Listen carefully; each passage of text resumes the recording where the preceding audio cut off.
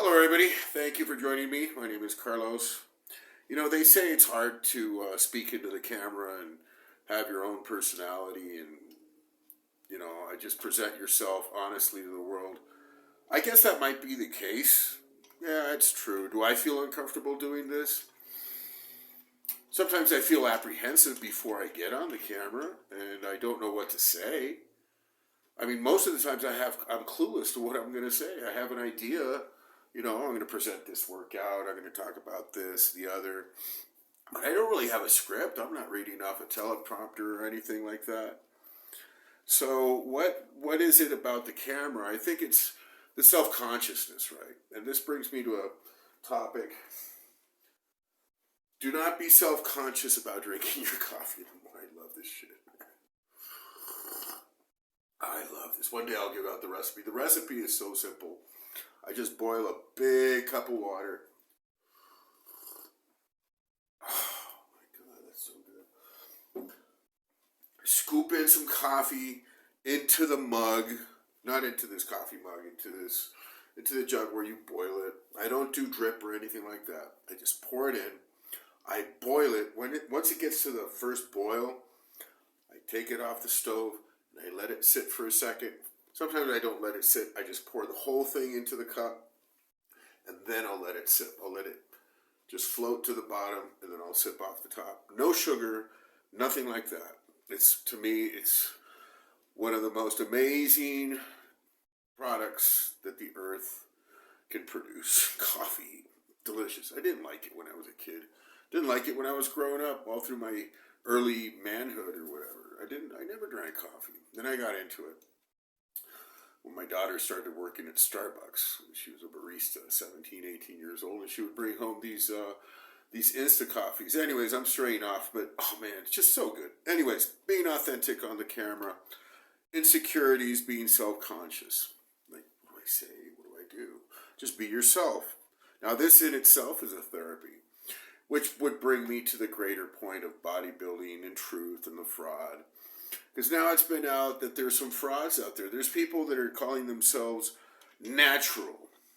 Like, this body is natural. I have never used steroids, or I don't use these supplements, or I don't because I am exalting myself. I want to exalt myself and present a better persona than what I really am because I am insecure. So I take steroids. This is talking about other people. They take steroids. Then they deny it. They have these beautiful physiques or these awesome muscularly developed bodies, and they deny using any aids or enhancements to get that way. So people will perceive them as extraordinary, right? And so they're exalting themselves. And of course, you know what the end of that is: total humiliation at the end, because in the end, everything is known. The truth comes out, and only the truth will stand. And so honesty, what's the value of honesty? Well, for me, honesty is everything. Growing up and living through all the bullshit marketing and the lies and the misrepresentation of supplement companies all through the late 80s and 90s. And, I didn't know any better. Most of us gym rats or gym bros were absolutely clueless. There'd be like 1 in 1,000 out there that would be an IFBB or a professional bodybuilder, and they would look so different, And even in those cases, some of us thought that these were just genetically blessed individuals who trained really hard. Just improve your bench press by 20 pounds this month, or just try harder, right? Eat some more protein, whatever it was. You'll look like that, right? The skin, the veins, the ripped abs, the large, muscles that gym bros just are not achieving, right? So the misrepresentation, the fraud, the marketing, and all that, people kind of grew out of it and wised up that just about everybody who is a professional in any kind of money-making endeavor in sports was probably on something. Now, they didn't specify what that something was. They're on something, some steroids or growth hormone or something. And, fast forward, we're in 2022, and there's this person out there that calls himself the Liver King or whatever. I really want to bring this in because I didn't really find it entertaining. I found it obviously disgusting. That eating these raw meats and foods. I'm a believer in Holy Scripture, and I'm not really religious, but there's wisdom in there. And the book of Job, it states about the indolent won't even cook their meats, and it's slow. So, like, even in the primitive times, like the first thing that mankind invented was fire, for God's sakes. And this guy's calling himself an ancestral, eating raw foods. Really? What a complete retard. What a reprobate. What a reprobate. An absolute misrepresentation of anything ancestral, because in the past, the first thing they did was learn how to cook, because you got to cook your food. A lot of this stuff was, it would spoil quickly. You'd die, the tribe, have to protect the people and the children and everybody. And you'd be eating uncooked foods. This is like the worst advice you could it's a hateful advice. In fact, I would have to say that a person like that is actually an emissary from the evil, dark reign. He's like somebody who's there to push lies, put out fraud, dishonestly, to harm people, and make money for himself, on the side. So you can't get more corrupt and evil than that. It really is hard to find a better example of just malignant, dishonest misrepresentation. And so that would bring me to us, gym bros, guys in the gym, trying to get better. We're not IFBB pros. We're not striving for a pro card. We want to look like that. We want to get huge. We want to get the big muscles, the ripped abs, the veins, the really enlarged quads, and just look that way without particularly making this our profession. We want it our diligent hobby. And you can get very far. Yes, there are enhancements. It'd be very difficult, in fact, impossible. When I see a picture of somebody who says, I'm natty, and they truly are, I know they're natty. Of course you're natty. You got no muscle to show for it. There's nothing really extraordinary. It's just like a normal body. Most people that have nice bodies that are completely natural are low fat. Basically, they, in this obesity epidemic, this obese era that we live in, it's almost unnatural to see somebody with low body fat. And that in and of itself makes them a standout, because the human body is beautiful. Basically, it was designed perfectly. And so you strip it of all the extra, fats and accumulations from sedentary lifestyles, and it looks extraordinarily beautiful. You don't need a completely enhanced steroid, juiced up body to look great. You can look great by being low fat and athletic. But that's not what I'm looking for. For me, I've seen this for thousands of years. Not that I've lived for thousands of years, but we can review thousands of years of history, and it's almost as if, right? And so, what was the common denominator? Everybody's natural. Everybody's natty, right? Because steroids were invented in the 20th century. So, anyways, misrepresentation. Whatever you're doing in life, it's best to be above board. I guess you can hint at mysteries and keep things secret, of course. You have a private life, of course. But if you're trying to present something, if you're trying to present yourself as something, look, this is what I do, and and I'm lifting this, and I'm doing it this way, and you're asked, do you do so and so? You should have the balls. You should have the integrity. You should have the character, the chutzpah, to say, this is what I do. This is exactly what I do. Now, I've heard that there is a danger in stating doses, like some of the larger guys, because kids will follow their advice and their example and harm themselves. And, if you're going to go harm yourself because you see somebody doing a stunt or, driving a fast car around, sharp hairpin turns down, careening down these these highways in the Mediterranean like you would see in some movies. Well, you're an idiot. Basically, if you see Ilya Golem, which I love this man, this guy, this huge bear of a man on YouTube, eating 20,000 calories. God bless his soul. He's such a wonderful person, in my opinion. I really like him. And you're going to follow his advice and go eat 20,000 calories. You're an idiot. I would never do that. For as much as as much as I respect and admire and like the way this big, massive man presents himself, I'm not doing that. That's ridiculous. So if I see somebody put up a steroid cycle, like, I did 5 grams of test and 3 grams of tren and whatever at a certain stage of my life with 20 units of growth hormone and some of these outrageous things that you read about, there's no reason for another person to copy that. And if they do, it's totally on them. You see what I mean? I mean, it's like this society has gotten to the point where misleading by bad examples, and I think the media has a lot to do with even the misrepresentation of because they're not presenting the thing honestly. If they were representing everything honestly, people would have common sense and enough judgment to say, well, this is extreme, this is okay, maybe this and this and this. And like 90% of the people that I read on the forums and stuff, they're not extreme.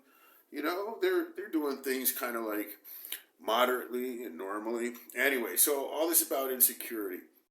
You're training at the gym. You're trying to get the best physique that you can. But you're insecure. Why? Because you're comparing yourself to others, basically.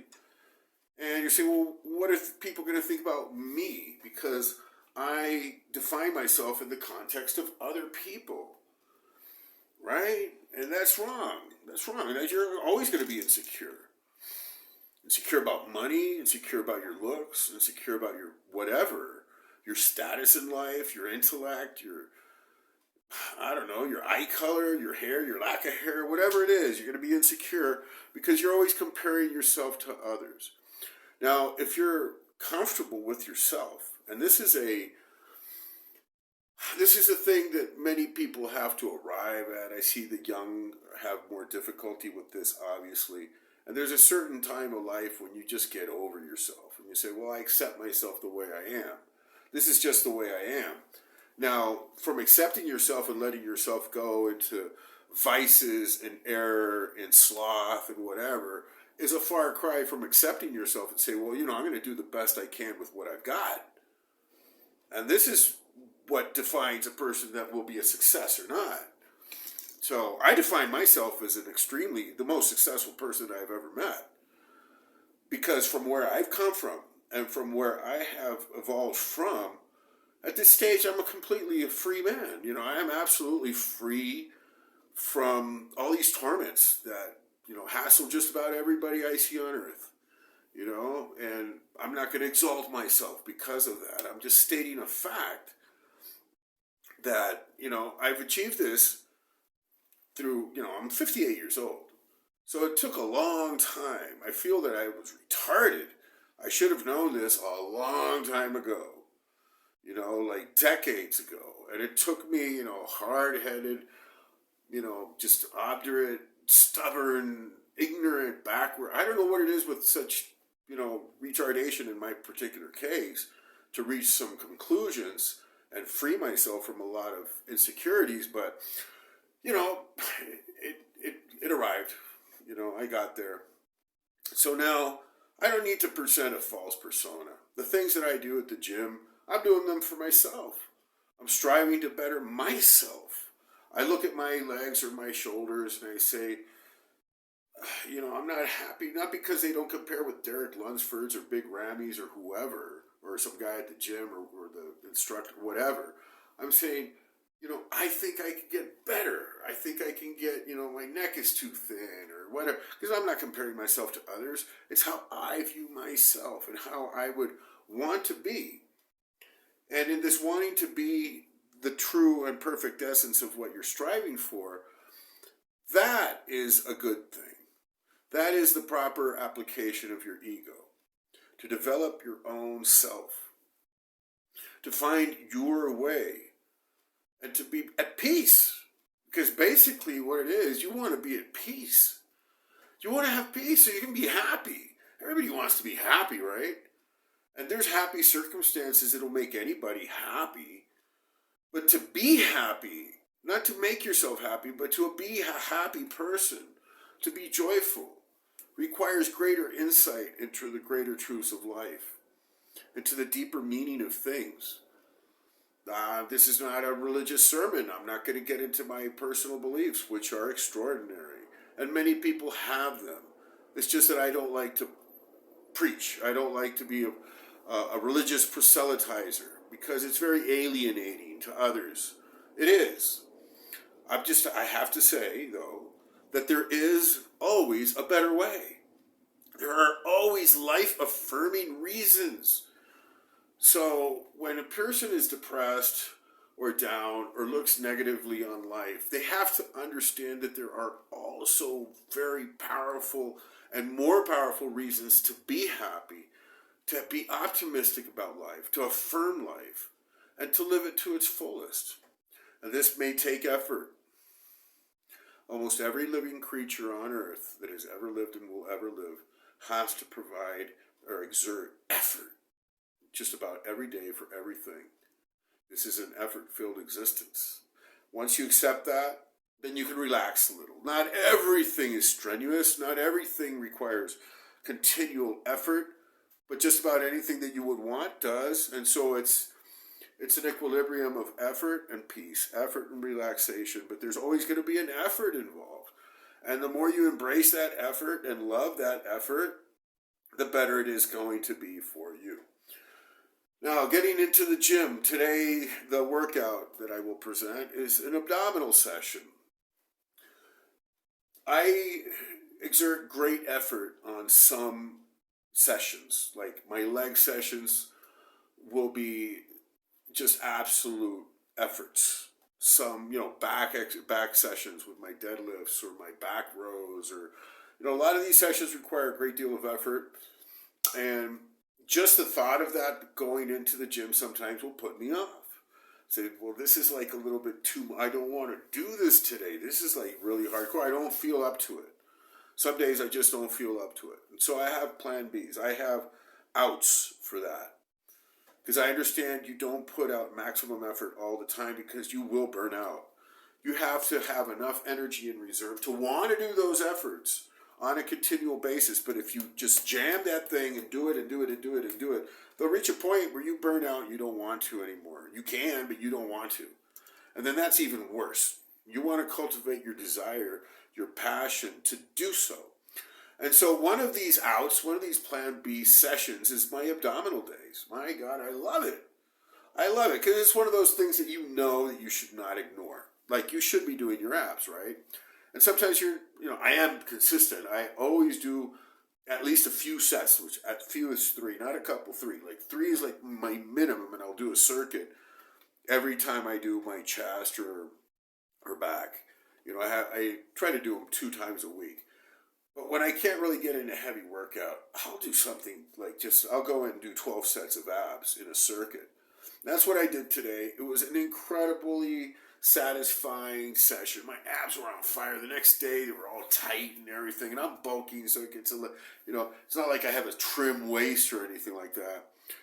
But it's not fat. Like you can see that, the muscles are still there. You can see them, even the intercostals and all of that. But I get a little bit more chesty, a little bit more like, not pot belly, but it puffs out when you do a lot of ab exercise because of the diet. And then at the end of the routine, there was a friend there at the gym, and we were talking about how to develop your hams and your glutes, and he was doing some bridges, and I mentioned to him, and he mentioned to me, on the calf raise, the seated calf raise machine, I noticed that they load up a bunch of plates, and they do this thing where they're doing, it's called the glute ham raise, GHR. It is an exceedingly difficult and most effective exercise for your hams. Oh my God. I mean, it's hard to do with just your body weight. It's just intense. And so I finished off the session doing a few sets of those, And man, I'm going to be incorporating that thing. It was just an extraordinary move that I had no plan on doing at the beginning of the session and ended up doing. And now it's going to be incorporated into my routine, and it's awesome.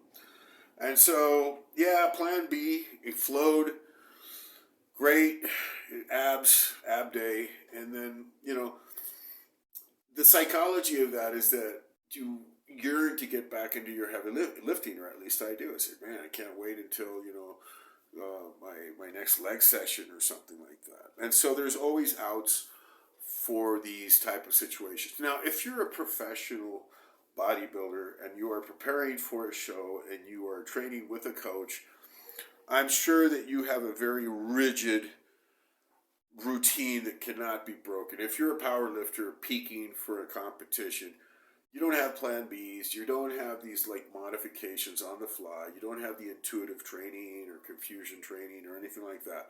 You're doing what needs to be done to compete.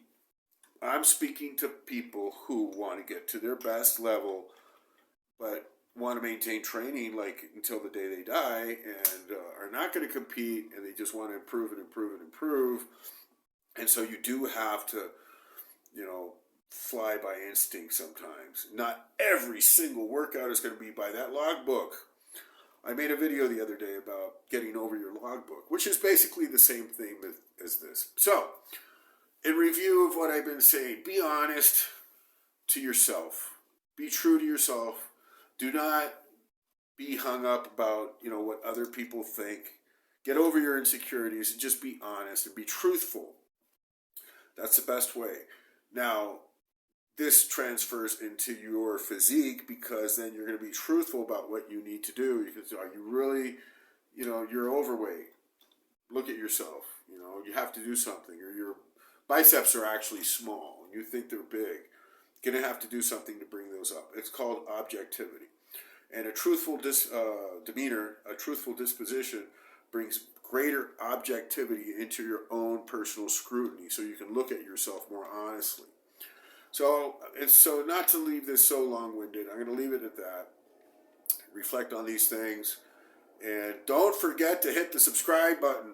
I always forget to say that at the beginning, because this is not I'm not trying to sell anything. I love to see the subscriber base go up. I enjoy progressing on anything that I do. It's wonderful. But I'm not trying to sell anything. Really. I'm just presenting myself here, and I'm logging my workouts, and I believe in myself. And so this is what I do. I track my progress through these mediums, and I love to share them with others, and because I really do appreciate and I do love all of you. So God bless everyone, and we'll see you the next time.